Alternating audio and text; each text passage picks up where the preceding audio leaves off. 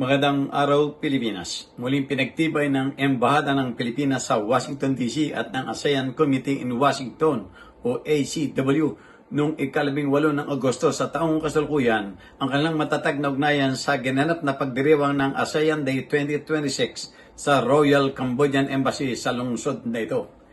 Nanguna sa pagtitipon ng Royal Cambodian Embassy sa kasalukuyang namumuno sa ACW.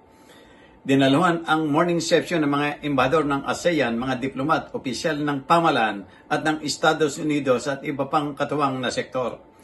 Naging tampok din sa kaganapan ng isang outdoor reception sa kung saan itinampok ang iba't ibang lutuin mula sa Timog Silangang Asya. Ginamit ang Pilipinas ang pagkakataon upang ipahayag ang mga prioridad dito ngayong hawak na ng bansa ang pagkapangulo o chairmanship ng ASEAN. Binigyan din ni Philippine Ambassador Jose Manuel Romualdez ang kahalaga ng pagkakaisa sa ilalim ng temang pinili ng bansa, Navigating Our Future Together.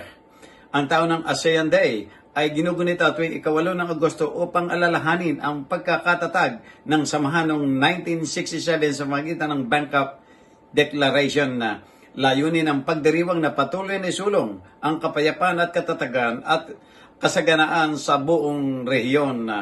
Balita mula sa Amerika para sa journalnews.com.ph, Cesar Jojo Magsambol, People's Tonight, Washington, D.C.